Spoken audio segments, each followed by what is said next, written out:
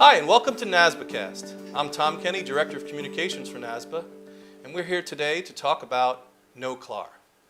Today I'm joined with Cathy Allen. Cathy Allen is a CPA, and she is the owner of Audit Conduct.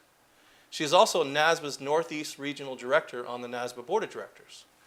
She is also a wonderful expert on this topic, on another new acronym for NASBA, NOCLAR. Can you tell us what NOCLAR stands for and what it's all about? Yes, NOCLAR is noncompliance with laws and regulations. It's an ethics standard, as you mentioned. It's my specialty. That's right.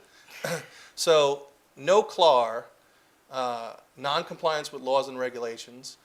At the annual meeting this year, you talked a little bit about the price of confidentiality.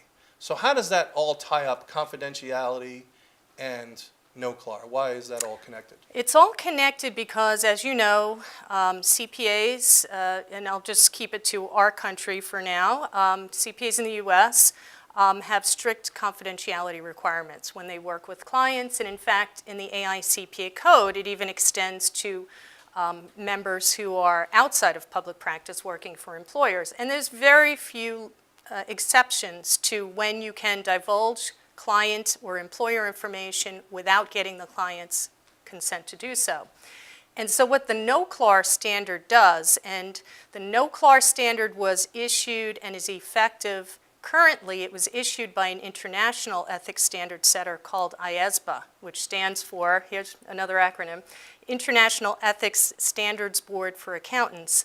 NASBA released a very comprehensive ethics standard that basically is a response framework of when an accountant who either is working at a client site or working for an employer, when they learn of non-compliance with laws and regulations, NOCLAR, they have to follow this framework. And depending on whether that NOCLAR gets resolved appropriately or not, that accountant may be placed in a position of saying, should I divulge this to an outside body, to a regulator?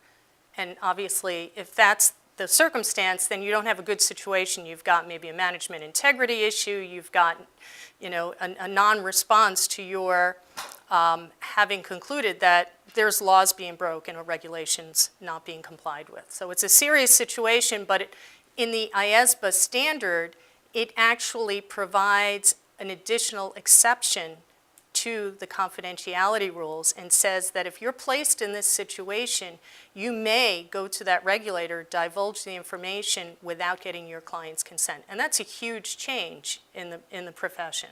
So it seems to come out with a standard. There had to be some sort of impetus or something that happened that started this. Can you give us some history on that? Sure, and this goes back several years because it took NASBA, I think, 6 or so years to come up with this standard. There were actually 2 different proposals issued and tremendous amount of outreach throughout the world.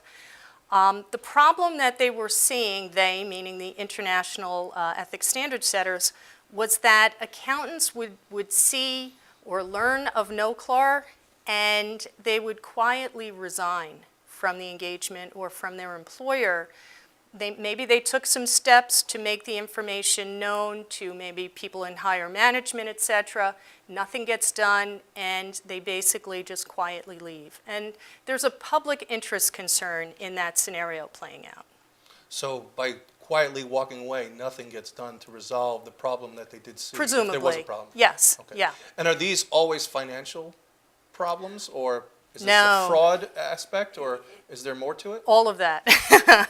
Yeah. One of the things that's very concerning to people when they hear about this new standard, and believe me, NASBA, they received 77 comment letters on their second proposal, which informed, the final standard.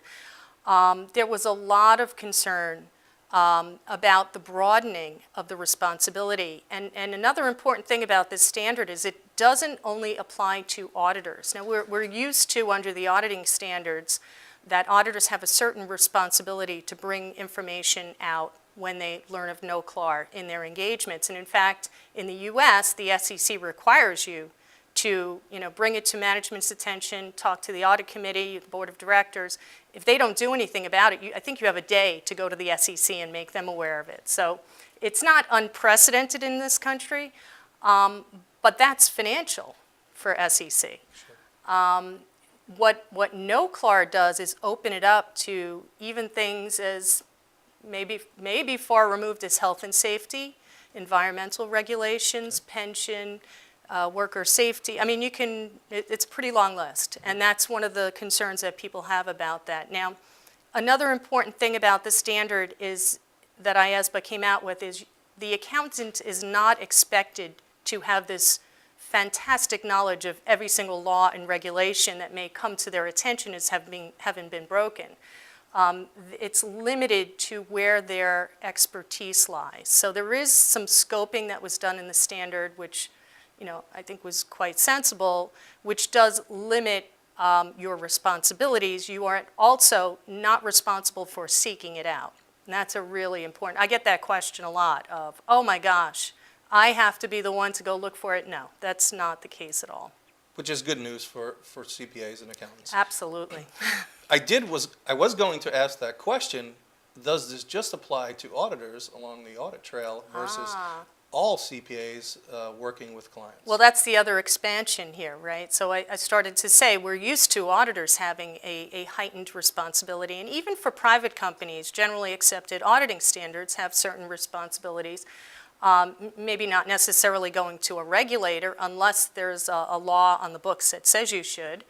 But this standard applies across the board to every type of accountant. So you can be an auditor, you can be doing tax or consulting services, you can be employed as an accountant, maybe in a senior level, maybe you're a CFO, or you could be a junior accountant. It applies to everyone. But one really smart thing I think that NASBA did with their standard was that they tailored the standard to each of those groups of accountants so that depending on their level of responsibility, whether they're an auditor versus say, maybe somebody doing a short-term consulting engagement, or a junior accountant versus somebody in the C-suite, the responsibilities are different, and there's an expectation that makes a lot of sense. So NOCLAR, currently the standard is an international standard. It is. Does it apply to U.S. CPAs, or is there another standard in the U.S.? There is no standard, no NOCLAR standard in the U.S. currently. AICPA did propose its own version of a NOCLAR standard back in March of 2017. Now, the reason they would do such a thing is that AICPA, like many professional accountancy bodies throughout the world, is a member body of the IFAC, or International Federation of Accountants. NASBA operates under the IFAC, right? They create the ethics standards for IFAC. Mm-hmm. So AICPA has a member obligation to adopt ethics standards that are at least as stringent as the NASBA ethics standards, and it also extends to auditing standards as well. So yes, AICPA did make a proposal. They received some comment letters on their proposal, and so far as we know, they have not taken any action on those comment letters. As an aside, and I know you're well aware, one of actually NASBA's comment letters suggested that maybe we should look into the confidentiality rules in the Uniform Accountancy Act, the UAA. And so there is a project underway for that joint AICPA-NASBA committee to look at the act and see whether it makes sense to update the rules on confidentiality. I mean, I think they're just getting started with that review. And at the same time, I presume that AICPA Peak is going to continue to look and see what they should do with their proposed standard. There were criticisms of the standard that we don't know yet what they're going to do with those comments. So for board regulators across the country, what does this mean for them from a regulatory standpoint? We talked a lot about the CPA and what they'd have to do in their professional practice, but what are board members in their role as regulators looking for help and guidance? Well, I think it's really important for state board regulators to keep on top of this development. I think they should keep on top of all ethics developments. They're all important, and so many state boards adopt pieces or pretty significant pieces of the AICPA code so that it affects their licensees directly. But NOCLAR in particular, to me, is probably one of the most significant projects that's come along in quite a long time. It's a significant expansion of the accountant's duties under the code. And I would think, and I myself am a member of the New York State Board currently, I would want to make sure that I know what is going on with that standard. If there's a subsequent proposal, I would suggest states have their voices heard, and really stay in touch with the developments on this one, because this is very significant for the ethics of the profession in the U.S. It seems that the perfect place for a board member would be in the UAA to have some sort of guidance. And I know that they're just starting, and I know there'll probably be future discussions. I believe we will be discussing this at our regional meetings and at our annual meeting. Correct. Is there any type of timeline that you would see in the future, and if you opened up your crystal ball with this and moving forward, or at least where you may see boards need to be aware of what's going on? Of course, we'll keep them updated as much as possible. Well, I mean, the AICPA's proposal came out last spring, so it's been quite a while. It's been several months, and I personally expect to see some activity, some more news coming out throughout 2018. I don't think this is not an easy issue to deal with, both on the confidentiality side and just the whole notion of NOCLAR. And there is a fair amount of resistance to it, to expanding the accountant's role in essence, reporting NOCLAR. So just very quickly to say, like, the progression is, I learn of NOCLAR, either somebody just came and confided in me, or I discovered it on my own. I first go to where I think is the appropriate level of management, make them aware of it. The standard's very clear. It says that is management's job, not the accountant's job, right? Management's job to take care of that. I bring it to management's attention. If management is part of the problem, unfortunately, and I need to go to the board, those charged with governance, the audit committee, the board of directors, trustees, what have you. Again, at some point, you're going to look and see what's taken place. Do they understand the problem? Are they rectifying it? Is there a plan in place? The unfortunate scenario played out means nothing's done. You realize there's no NOCLAR.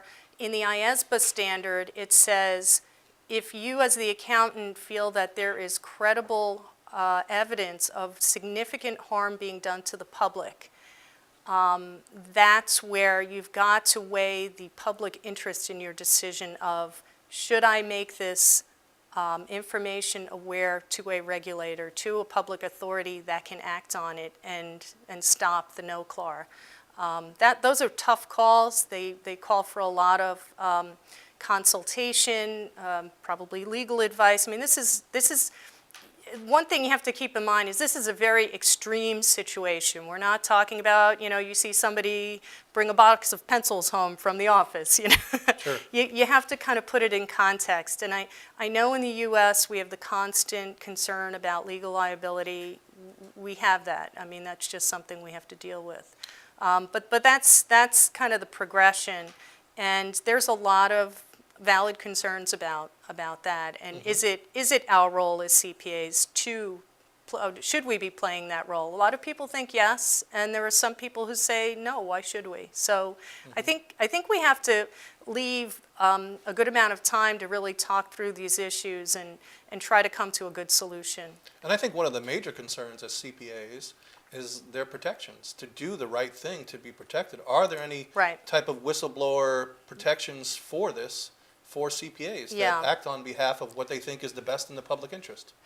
That's not an easy question for me to answer. I actually have been trying to kind of get my hands around that. There are some protections, but I think once you leave the public company world, you kind of lose a lot of that. There's a lot less, because I know Sarbanes-Oxley and Dodd-Frank do have some whistleblower protections. They have whistleblower awards and protections. I don't think we have near enough in the private realm as we need for people to really feel comfortable. And the other piece of this is, people feel, well, I'll be second guessed. And if anybody was at the annual meeting and we had Michael Young and we had Richard Fleck from NASBA on the panel, and heard some kind of the two sides of the coin, because Richard was involved in the actual standard setting at NASBA, and Mike being kind of new to the standard and looking at it through his defending my client Sure. set of eyes, had a very different perspective on it. So there's a lot of concern about people, about CPAs maybe over-applying a standard like this just to cover themselves, because they're afraid that later on somebody's going to say, oh, well, you should have done this. But I think we have that today in a lot of different areas. And that's human nature as well. That yes. was a great panel that you had and did a great job moderating. It really showed a lot. I remember specifically Richard talking about the process and how long the process was for the NASBA standard. Yes. And what they went through the first time, second time to get it right, and brought more input into that. And it was actually a beautiful sigh of relief on his part that they've come to somewhere where they believe that they are. Because there's a little laugh in the crowd when they said, oh, this was an easy process, and it was not for him. It was anything but. No, Absolutely. They put tremendous resources into it. From my perspective, just reading, the number of roundtables they did at various locations in the world. They hit Asia, they hit Europe. I mean, they really paraded it for quite a while and got a lot of input. And if anybody is interested in learning more about it, IFAC's website has a wealth of information. If you go actually to NASBA's site, within that, there's a huge box, you can't miss it, that says NOCLAR.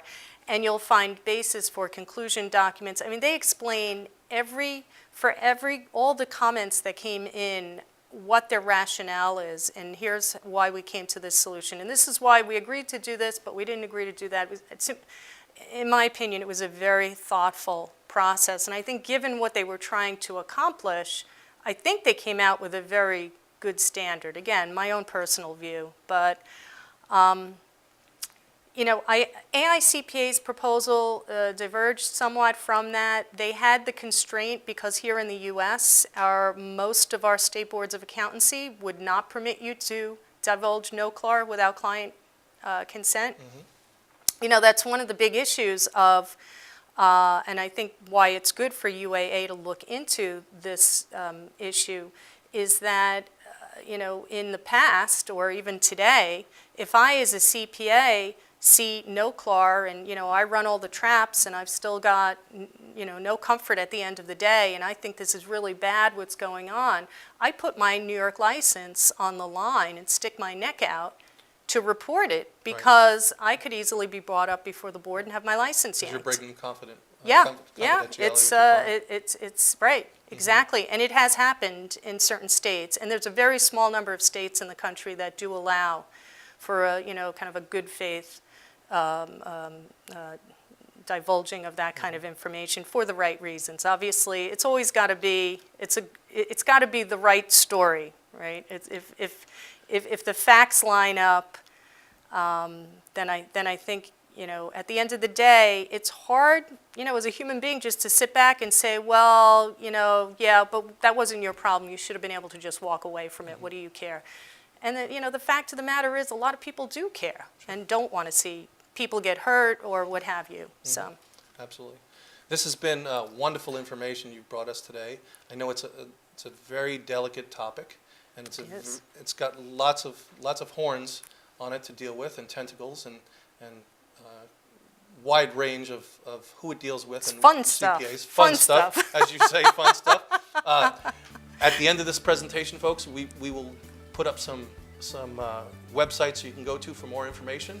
So just stand by for that. Thank you so much, Cathy, for taking the time today. I'm Tom Kenny. Hope you'll join us next time on a NASBAcast on another topic that state boards need to know about. Have a great day.